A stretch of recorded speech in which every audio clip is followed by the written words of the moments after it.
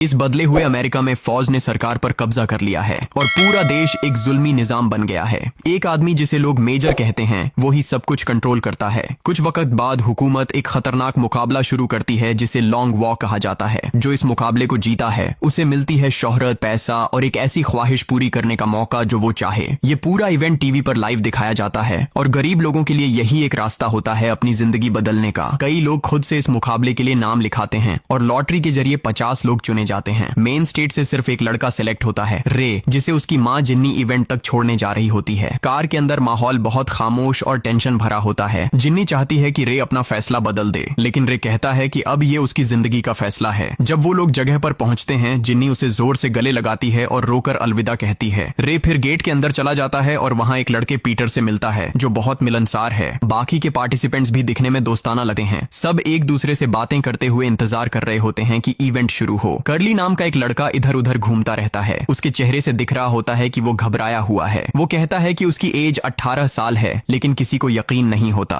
थोड़ी देर बाद मेजर आता है। वो हर लड़के को एक मेटल टैग देता है जिसमें उनका नंबर लिखा होता है और कहता है कि अब तुम सब मर्द बन गए हो। फिर वो एक लंबी स्पीच देता है। कहता है कि लॉन्ग वॉक बनाई गई थी ताकि लोगों में मेहनत और जज्बा वापस लाया जा सके, क्योंकि जंग के बाद देश की हालत खराब हो गई थी। हर साल इस इवेंट के बाद प्रोडक्शन बढ़ता है, इसलिए मेजर समझता है कि देश की असली प्रॉब्लम लोगों की सुस्ती है। जब वो बोल रहा होता है तब सब पार्टिसिपेंट्स को ब्रेसलेट दिए जाते हैं जो उनकी चलने की स्पीड चेक करते हैं। फिर मेजर रूल्स बताता है, सबको तब तक चलना है जब तक सिर्फ एक बंदा जिंदा रहे, क्योंकि इस रेस की कोई फिनिश लाइन नहीं है। उन्हें 3 मील प्रति घंटा की स्पीड रखनी होती है। अगर कोई इससे कम चले तो उसे एक वार्निंग मिलती है। अगर 10 सेकंड तक वो स्पीड नहीं बना पाता तो दूसरी वार्निंग मिलती है और तीसरी वार्निंग के बाद उसे फौरन गोली मार दी जाती है। अगर कोई रोड से बाहर कदम रखता है तो बिना वार्निंग के ही उसे गोली मार दी जाती है। मेजर अपनी स्पीच खत्म करता है, सबसे जोर से चीयर करवाता है और हवा में गोली चलाकर कंपटीशन शुरू कर देता है। लड़के चलना शुरू करते हैं और मिलिट्री ट्रक्स उनके पीछे पीछे चलते हुए सब कुछ रिकॉर्ड करते रहते हैं। एरिया सूना और उदास लगता है क्योंकि लोगों को सिर्फ रेस के आखिरी हिस्सों में देखने की इजाजत होती है। शुरुआत में सिर्फ वही लोग खड़े होते हैं जो रोड के आसपास रहते हैं। एक पुलिस वाला सल्यूट करता है जब लड़के गुजरते हैं, लेकिन गैरी उससे चिढ़ाता है और जमीन पर थूक देता है। शुरुआत में सब लड़के चुप और सीरियस होते हैं, लेकिन 5 मील तक पहुंचते पहुंचते सब बातें करने लगते हैं। स्टेबिन्स थोड़ा धीरे चलता है और फौरन उसे एक वार्निंग मिलती है तो वह तुरंत अपनी स्पीड ठीक कर लेता है। बाकी के लड़के सोचने लगते हैं क्या ये उसकी कोई ट्रिक थी लिमिट्स टेस्ट करने की। गैरी के जूते में एक पत्थर चुभ जाता है तो वह रुक जाता है और फौज तुरंत उसे वार्निंग्स देने लगती है। तीसरी वार्निंग के बाद एक सोल्जर गोली चलाने ही वाला होता है, लेकिन गैरी लास्ट मोमेंट में जूता वापस पहनकर चलना शुरू कर देता है। बाकी सब उसे बेवकूफ कहते हैं, पर गैरी कहता है कि उसने ये थोड़ा आराम मिलने के लिए किया।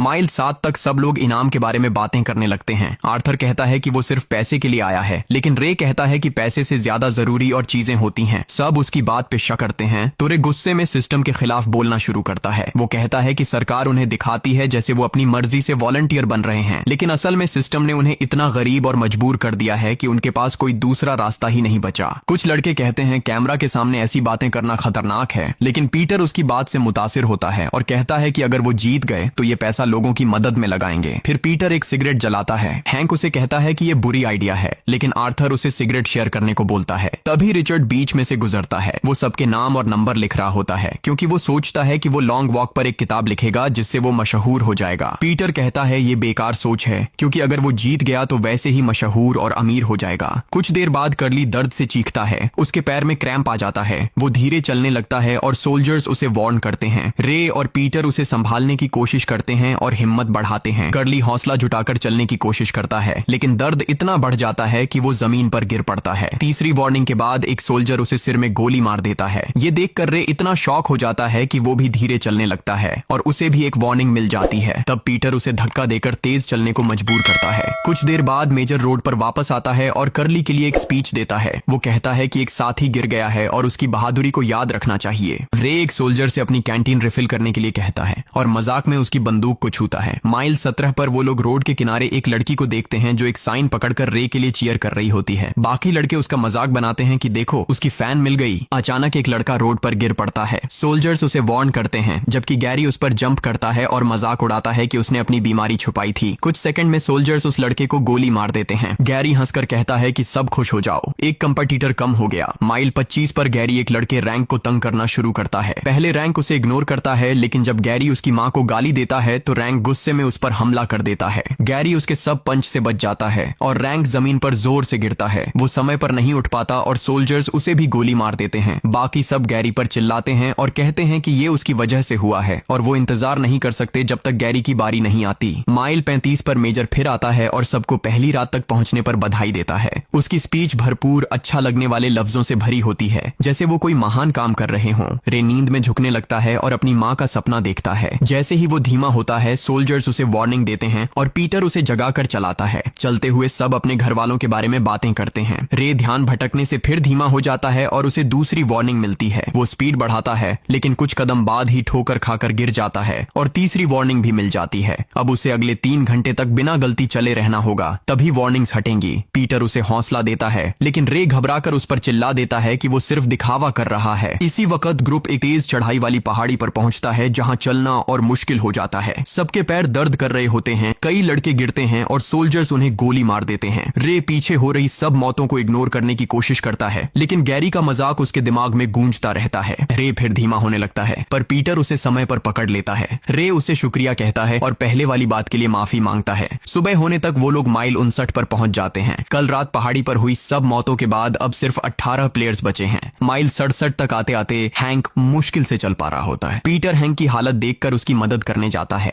लेकिन हैंक गुस्से में उसे झिड़क देता है कि मुझे अकेला छोड़ दो। इधर रिचर्ड का टखना मुड़ गया होता है और वो अब धीरे चलने लगता है। सोल्जर्स उसे वार्न करते हैं और रे उसे मोटिवेट करता है कि बस थोड़ा और चल ले, लेकिन रिचर्ड का जिस्म साथ नहीं देता और वो जमीन पर गिर पड़ता है। एक सोल्जर फौरन उसके सिर में गोली मार देता है और पास खड़े 2 बच्चे सब कुछ देख लेते हैं। जब वॉक 100 माइल्स तक पहुंचती है तो मेजर सबको बधाई देने के लिए वापस आता है। उस वक्त एक लड़का भागने की कोशिश करता है लेकिन सोल्जर्स फौरन उसे गोली मारकर गिरा देते हैं। माइल 103 पर लड़के अपनी विश के बारे में बातें करते हैं। पीटर कहता है कि अगर उसे मौका मिला तो वो यही मांगेगा कि 2 लोग जीत सकें। रे कहता है कि वो पूरा सिस्टम ही बदल देना चाहता है लेकिन बाकी कहते हैं कि विश से देश के नियम नहीं बदले जा सकते। सब इरिटेट हो जाते हैं और गुस्से में मेजर और कंपटीशन को गालियां देते हैं। शाम तक तेज बारिश शुरू हो जाती है। रे नींद से लड़ रहा होता है तो पीटर उसे संभाल कर चलाता है। सुबह तक वो माइल 144 तक पहुंचते हैं। सब लोग थकान भूलने के लिए बातें करते रहते हैं। रे तब पीटर को अपने बाप के बारे में बताता है कि उसके लिए उसका बाप उसका हीरो था। उसका बाप उसे ऐसी चीजें सिखाता था जो सरकार ने मना की हुई थी, जैसे फिलॉसफी और आजादी के आइडियाज। सरकार ने उसे गद्दार कह दिया। खुद मेजर ने उसके बाप को कहा था कि अपनी पढ़ाई बंद करो और सरकार से वफादारी की कसम लो, लेकिन उसने मना कर दिया। तुरंत उसे मौत दे दी गई। रे फिर अपना राज खोलता है कि वो लॉन्ग वॉक में इसलिए आया है ताकि जीत कर एक बंदूक मांग सके और मेजर को मार दे। वो कहता है कि रोड के दोनों तरफ जो लोग हमें देखकर ताली बजाते हैं वो सब बेहरम हैं। उन्हें सिर्फ हमारी तकलीफ देखकर मजा आता है। लेकिन पीटर कहता है कि उन लोगों को दोष मत दो, सिस्टम ने उन्हें ऐसे बनाया है। माइल 170 तक सब खामोश हो जाते हैं। एक लड़का जिसके पैर से खून निकल रहा होता है वो चिल्लाते हुए सोल्जर से मदद मांगता है और एक टैंक पर चढ़ने की कोशिश करता है। सोल्जर उसे जोर से धक्का देता है और टैंक से उसके पैर को कुचल देता है।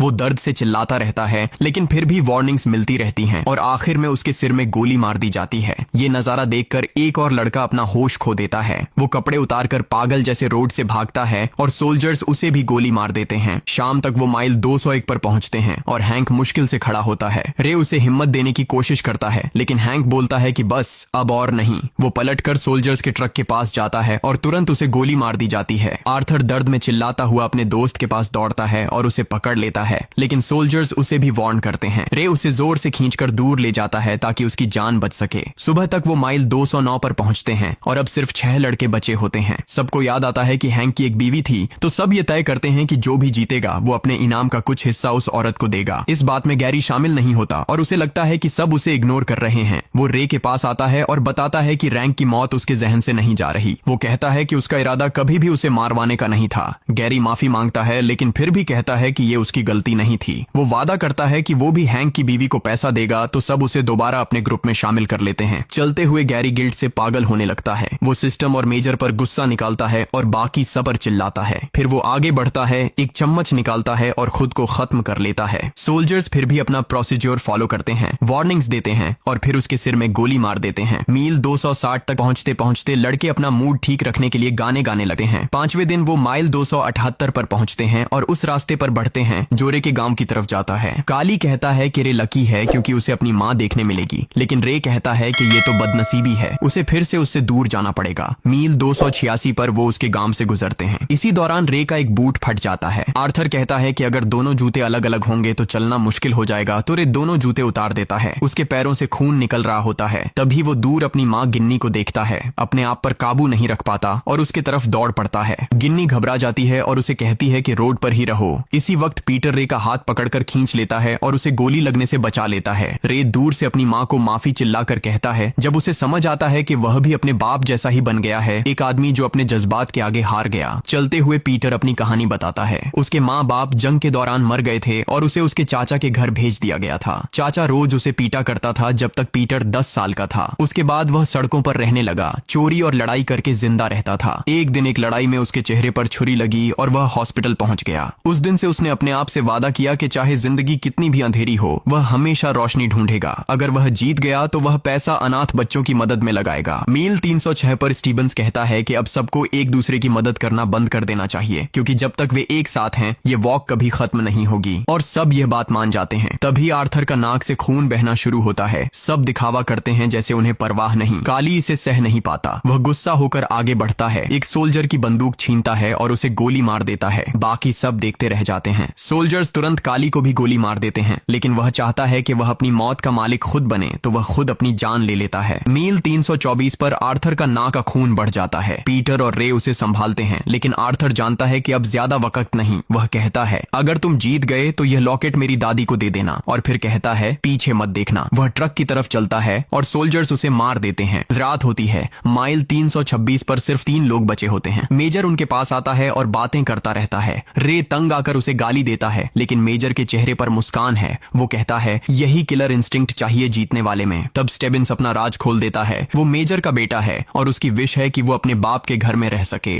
लेकिन उसके अंदर के ऑर्गन्स फेल हो रहे होते हैं। वो कहता है तुम दोनों के साथ चलना मेरे लिए फख्र की बात थी। फिर वो रुक जाता है। सोल्जर्स उसे भी मार देते हैं और मेजर जरा भी नहीं हिलता। कुछ देर बाद बारिश शुरू होती है। रे कहता है मैं पहले मौत से डरता था, लेकिन इतने लड़कों को मरते देखा है कि अब नहीं डरता। माइल 331 पर दोनों एक शहर पहुंचते हैं जहां लोग पागल होकर उनके लिए चीयर कर रहे होते हैं। पीटर रुकता है और कहता है मैं हारना चाहता हूं ताकि तू अपनी माँ से मिल सके। रे मना कर देता है, उसे चलने के लिए कहता है। फिर पीटर आगे चलता जाता है और रे पीछे रुक जाता है। सोल्जर्स रे को गोली मार देते हैं। पीटर लौटकर उसे बचाने की कोशिश करता है, लेकिन अब वो जीत चुका होता है और सोल्जर्स उसे खींच कर ले जाते हैं। रे कहते हुए गिरता है, माँ मुझे माफ कर देना। मेजर आता है और आखिरी गोली चलाकर उसकी कहानी खत्म कर देता है। आसमान में फायरवर्क्स छूट रहे होते हैं, लोग चीख रहे होते हैं और पीटर टूट चुका होता है। मेजर उसके पास आकर कहता है मुबारक हो, बताओ तुम्हारा विश क्या है। पीटर कहता है कि उसका विश एक फौजी की बंदूक लेना है ताकि वो एक दिन अपने बच्चों को दे सके, अपनी जीत की निशानी के तौर पर। सैनिक थोड़ा हिचकिचाते हैं, लेकिन मेजर जोर देकर कहता है कि वे उसे बंदूक दे दें। जैसे ही पीटर बंदूक पकड़ता है, वह सीधे मेजर की ओर तान देता है। मेजर शांत रहने की कोशिश करते हुए कहता है जरा सोचो, तुम्हें शोहरत और दौलत मिलेगी। आंसुओं से भरे चेहरे के साथ पीटर बस इतना कहता है ये रे के लिए है,